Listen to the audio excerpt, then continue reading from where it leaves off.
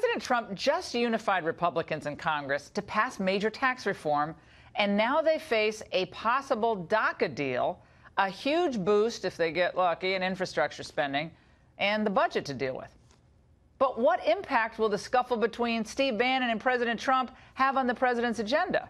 To discuss, I'm joined by columnist Ann Coulter in New York, one of the earliest and strongest Trump supporters, and also in New York is National Review editor Rich Lowry, who was less than an enthusiastic supporter at the outset of Donald Trump. Both of you, it's great to have you on. Different perspectives on this, perhaps, but let's start with you, Ann, on this Bannon-Trump feud. Some wild legal implications for both Steve and perhaps the president's team, which I find kind of wild that he might have said these things, given the appetite for Mueller and the Democrats, what they want. But on the issue of the agenda, the Trump agenda, do you see any impact here? No, really none at all. I don't know whether to believe the quotes. I haven't heard anything from Bannon. There's the book review editor of the Washington Post just posted an article saying that there are some credibility issues with Michael Wolff, though I mean, a lot of it's a fun read. There were a few good points Bannon made. The stuff about Russia was completely insane, so it kind of surprises me that he'd say that. Treasonous, Ann? Treasonous and unpatriotic to take a meeting? Yeah, I'd put that in the... Yeah, and that he definitely I put that in the insane camp.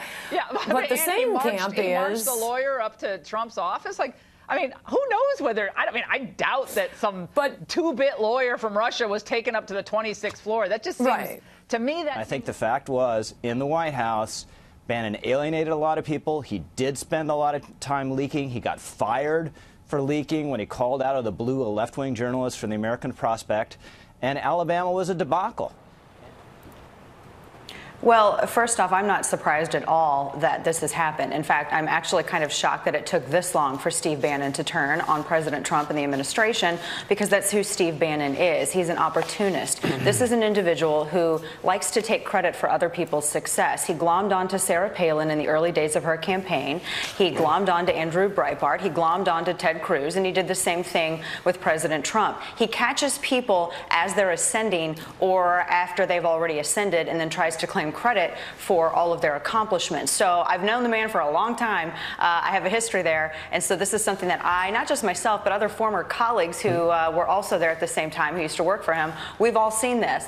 But to this point, though, I know a lot of people are talking about whether or not they can trust Michael Wolff, and this guy seems to be untrustworthy and unethical. Steve Bannon trusted him enough to go and blab to him. Steve Bannon trusted him enough to let him in the inner sanctum and encourage other people within the Trump administration to talk to this guy. Steve Bannon claims to be a warrior against the media, but this is a guy who repeatedly has gone to the mainstream media to leak stories and to blab about the administration in an effort to undermine the president's foreign policy decisions. Now think about this. A guy who's supposed to be so strategic and so calculating actually robbed the president here as we go into 2018 of being able to start 2018 by discussing his huge victory with tax reform and how this is going to have to be the message that Republicans need to cling to for victories in the midterm elections coming up just several months, in the future here. And Steve Bannon robbed the president of this talking point by once again making it all about him.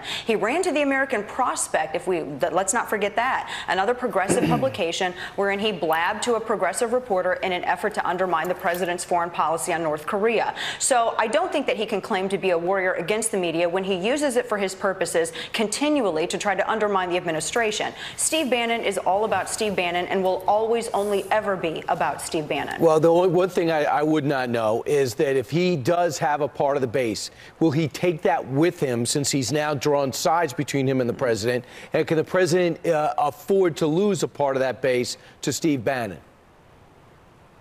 I don't think so. The president didn't need Steve Bannon to win, and the president doesn't need Steve Bannon to be successful. Steve Bannon's contribution to this is taking over a website that was created by a better guy and running it into the ground and making it a platform for the alt-right. Some commenters at this website are not going to be enough to bolster Steve Bannon's momentum.